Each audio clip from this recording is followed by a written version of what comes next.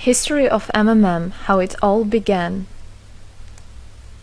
Starting up of MMM, in 1989, Moscow Executive Committee in Leninsky district registered MMM as a cooperative society. It is in Russia. A few words about the leader. The MMM Cooperative Society was founded by Sergei Mavrodi and was one of the leading computer equipment distributors in Russia. Sergei Mavrodi, having a degree in maths, worked as a programmer and took part in the development of the first operating systems. Few words about his decision to make his own company is the fact that, having worked as a simple worker from 8 to 5, he understood that freedom is the most important for him, because that work of 8 to 5 is literally a slavery. At any point, at any time, the company can throw you out and you'll be left without nothing, although you could have worked in that company for years and years. So he realized it. This is why he decided to create his own child, and he knew whatever his efforts will be, it will come back to him in form of dividends and income. Free of charge travel campaign. In 1992, the brand became universally recognizable after Mavrodi offered several times to all the residents of Moscow a day of free of charge travel in metro, Moscow subway. Pretty smart. Birthday of MMM. On October 20, 1992, the joint stock company MMM was registered. In fact, it is a birthday of MMM in the traditional form in which people got used to consider it. The shares of MMM on sale. February 1st, 1994, the shares of MMM went on sale, and people immediately began to buy them. Moreover, the company willingly bought them back on a new, higher rate, which grew very fast at about 100% per month. The company's principle today is always more expensive than yesterday worked perfectly. Few words about that. Why did he do that? As you might know, in 1991, the Soviet Union fell. So if until at the time of the Soviet Union, everything that there was in the country, like properties, different companies or whatever that was bringing some goods, was national. So any person of the country was entitled to have a share of that production, of that company. Everybody was equal. But when the Soviet Union fell, what it meant is that all the companies, all the properties had to be privatized. So you can imagine there is a company, a huge company. People worked there for years and years. And at one moment there comes a person and says, all that is mine. Yes, this was the case, and obviously that information, that laws about the fact that it was possible to privatize was kept only for a small group of people for obvious reasons. So a simple worker who worked in that company for years and years or all his life didn't know he can actually come and say by law that that is his. So what genius idea Sergei Mavrodi had is to sell these shares to gather the money of the people, and with this money to buy those companies. So basically, if a person has an MMM share, he would have had an exact share from the company that Sergei Mavrodi bought. For example, a company from oil and gas or something else. Obviously, he knew perfectly which companies are worth it and which companies were not. There was quite a battle there. So as you can see, his idea was great, but let's see what happens. Government is trying to hinder MMM's activities. Surprise, surprise! Planned by the Russian government, MMM 94 was intentionally collapsed. It began when tax inspectors accompanied by OMON officers passed through the crowd of depositors and went inside the central office of the company to give a notice about the planned tax inspection. Right. So obviously, the small group of people that I was talking about is the government people, is the people that have connections and so on, and they wanted obviously all that money, all those properties to be kept in their hands. This is how the nowadays oligarchs were made. At that moment they had nothing. In one day they got loads of money, and now you can know them as very rich people who made their money on the back of a nation. So obviously they did something just to provoke some panic going through the crowd. Obviously, for any financial institution, a panic is really bad. As I remind you, at that time, MMM was selling shares, was a share stock company, let's say. Mavrody's arrest. Sergei Mavrody was arrested on tax evasion charge. Really lame excuse. It wasn't at all like that. What happened, even the person that was in charge with giving the arrest, he told him that there was no other option for them. They had to do something, even though it was illegal what they were doing, but they had to do it as they were afraid of him. Because, as he said, another 2-3 months and in whole Russia there would be no government, no banks, nobody, only Sergei Mavrody, you know, that who holds the money nowadays. This is in charge. So he was arrested, and his arrest was broadcasted live on all TV channels, obviously to show off more, to show people how bad he is, and actually the government didn't do anything wrong. On the same day, there was a storm of the central office of MMM. The company was prescribed to recover 49.9 billion rubles to the budget. Huge money. The question about the money in MMM 94 is open, as no one still can give an answer where it is. The authorities simply turned a blind eye to it, although hundreds of eyewitnesses are ready to confirm, even under oath in court, that they saw 17 trucks take out cash through the back door. So unfortunately at that time there was no internet, no way, no bitcoins, no other internet wallets, and all the money were obviously kept in cash in the MMM offices. And the government took advantage of it. They just came, took it out, and then they said nothing. They just, moreover, they didn't say where the money went. They even made the way to make people believe that Sergei Mavrody was the one who took all those 17 trucks of money and disappeared.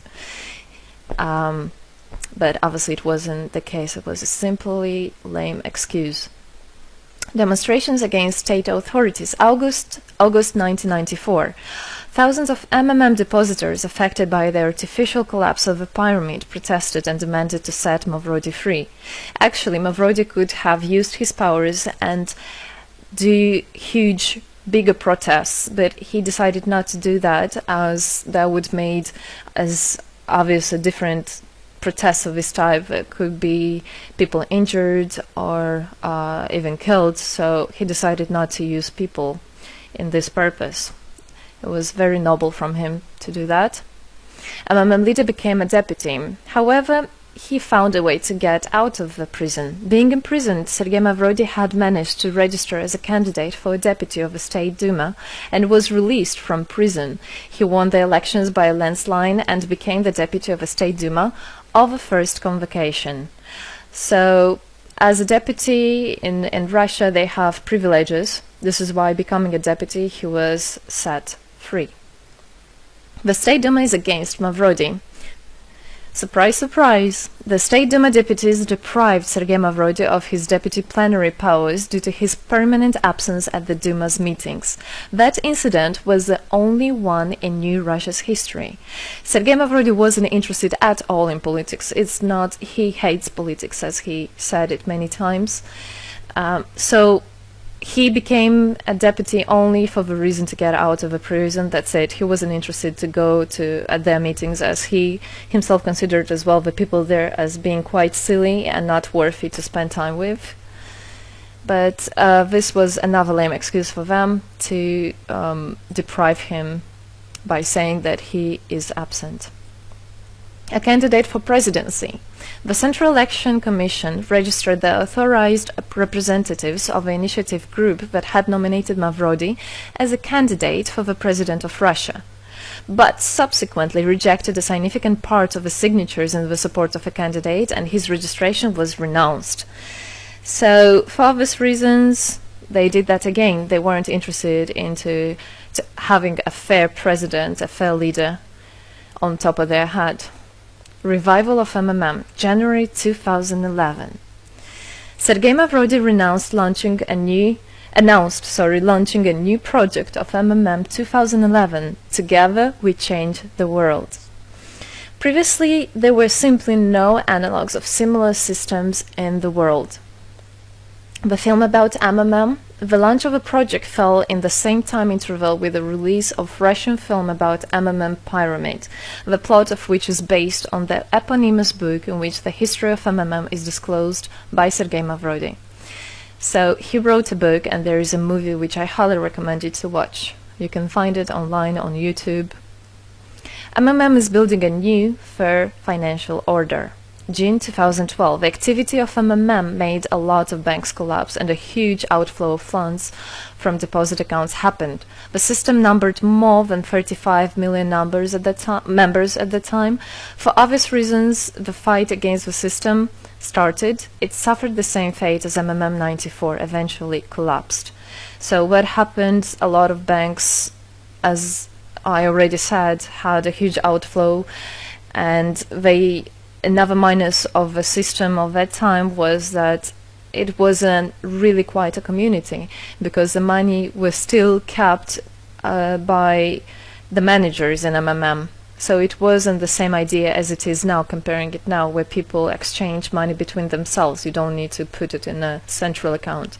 At that time there were central accounts, and it was again used by the banks. They simply blocked those accounts that they identified as being of Mmm and took all the money away, and that's it. There were no other discussion about that. Again, huge loss of money. People lost a lot of money. Sergei Mavrodi didn't get all of them. It was again the banks that took the advantage of it. Mmm 2012 is just the beginning. I'll be back. Sergei Mavrodi announced the launch of a completely new Mmm, World Mutual Aid Fund, Mmm community. It speeded up since the first day, showing crazy dynamics on new members' registration. It has been decided to send 10% of the whole turnover on payments to the affected members of Mmm 2011. So again, another genius idea. In order not to make central accounts, in order not to gather the money somewhere, now the money are spread directly between participant itself. You can just check in your account online whom you should transfer the money to. So Mmm now is connecting all the people between themselves in exchange, so that they can exchange the money and get benefits of it. It's amazing and it's crazy, but it is true. Mmm is growing. Some short facts. 2012, Mmm started its development in India. It had great, huge developments. 2012-2013, following India, Mmm Bangladesh was launched as well. 2013, Mmm Indonesia was launched. 2014, Mmm Hong Kong. And it's not the end. Mmm Global, 2014. Mmm Global started up in the spring 2014. It is a voluntary network, a community of millions and millions of people from more than 100 countries worldwide. So there is already Mmm settled in Argentina, Brazil, Philippines, Hong Kong and other, and all the rest of people in the world from all the countries of the world are able to participate as well. So they rebelled against the financial slavery and combined their money for this purpose. So how it is possible? Mmm, the Republic of Bitcoin. Bitcoin is another genius idea to set the world free. For Mmm Global participants' convenience, there were some 20 ideas on funds transfers implemented. From now on, all the countries where you can buy and sell Bitcoins can be registered in a branch of Free People of the Republic of Bitcoin. Thus, there is no barriers to develop Mmm in small countries due to their restrictions on the international bank transfers. Banks. This is not something that we would want to use, as the banks can anytime put restriction on an account or even block an account and take all the money. Yes, the banks can do that. Read better your contract. So, Bitcoins is really genius idea to do that. Join Mmm Global, join our community, set the world free. Don't hesitate, don't even think of going back, just go always forward. We are writing the history right here and right now. We are not going to be any more slaves working from 8 to 5, having pennies for that. We want to hold our own money and to get the benefits of it. I don't want a bank to use my money for their own purposes. I want us people, free people, to use our money, to exchange the money when it is needed, and to help each other. This is really a great idea. And join us, write the history here today with us, and together we will indeed change the world.